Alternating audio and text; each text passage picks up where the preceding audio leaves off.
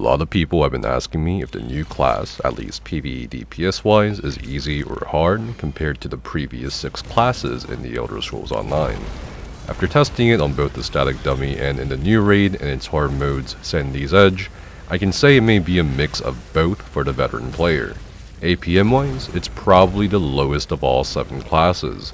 This is good for many people who aren't able to keep up with high APM or a fast-paced rotation demanded by some classes, including the Nightblade. Due to the long channel time of the Arcanist Fate Cover skill, you are given not only less time to light attack weave, but to also make less mistakes with light attack weaving. Sometimes though, depending on how clunky you find a tentacle skill with bar swapping or light attacking, it may not even be worth to light attack, except to proc your front bar enchantments, especially when we take into consideration a new mythic that will probably be best in slot, where the new mythic reduces your light and heavy attack damage by 99% while giving you a ton of stats. This mythic is kind of related to what I'm going to say next about this class. On average, my testing seems to indicate that the Fate Carver Beam skill makes up around 40% of my total damage done, which is a bit insane, but seeing as how the devs were torn between making it a complicated class or an approachable class with the 3 crux system as the foundation, I can see why that is. But I think there is a soft danger here with how dependent the class is on one mythic to be competitive with the other current kings of DPS, such as the Dragon Knight.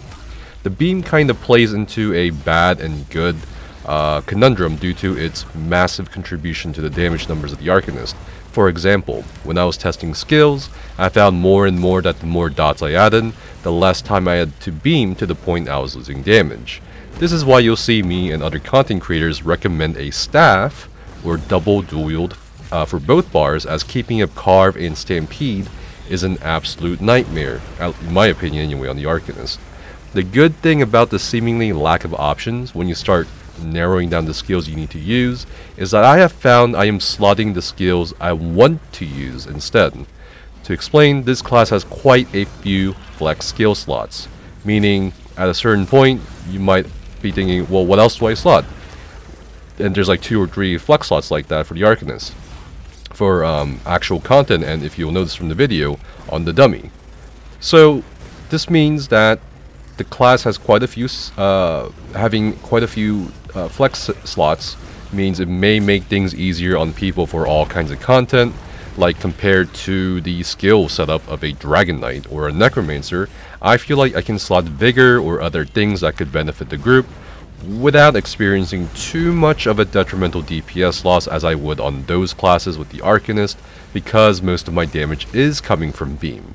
And to add on top of that, I feel like I can afford to miss out on a few extra seconds on 1 or 2 damage over time effects, because again, the beam will more than make up for it.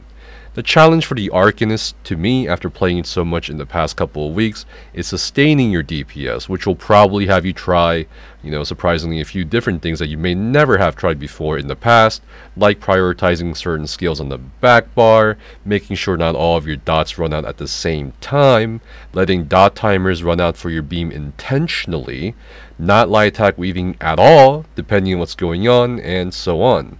While initially, people may be put off by the low APM of the class and the long channel of the beam, I feel like once you get used to it, it doesn't really engage you from the disengage you from the combat.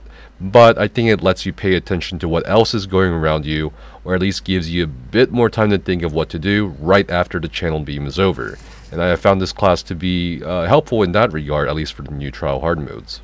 I will say this class's DPS numbers fluctuate harder than cryptocurrency values. I have seen my initial burst rotation skyrocket to the 160,000 DPS range and then drop down immediately to like 120, 130, maybe even 109k, and well-timed Fate Carver Languid Eye combo with all the dots down juiced me up by an easy 7 to 10k DPS alone at times.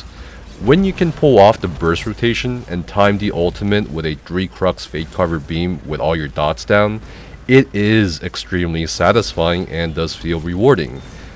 If you somehow miss out on crits though, or things unexpectedly move out of your way, especially with how hard it may be to reposition both yourself and your skills during specific fights like Boss 3 Hard Mode and Sandy's Edge, your day is gonna be real poopy. all in all, it's gonna take some time getting used to once this class comes out for those of you who've been playing ESO for a while. But ultimately, I think it'll prove to be easy, which isn't a bad thing at all. If you're a newer player to ESO, it may come off as much more accessible and easier as a class in some ways, because you probably don't have the muscle memory or other class habits that the older player base will undoubtedly utilize when they first handle the Arcanist. But that's basically my findings. These videos are just to display, okay, here's the rotation, here's what the rotation looks like, this is what the Arcanist DPS rotation looks like. Is it hard? Is it easy? Let me know down in the comments what you think. If you've tested the Arcanist, or if based on what you see in this video makes you think it's easy or hard, because when I was doing these parses, it just more felt like an RNG fest to me, if like even more so than you know, parsing on other builds and classes. Like, I felt like I had to crit farm a little bit more than other classes and builds in the past, so yeah, it was pretty annoying. But other than that, yes, you can hit way over 120k DPS as demonstrated by this video and other content creators, but again, it's a complicated discussion once we take into account that this is all enabled by not just the beam but also the mythic.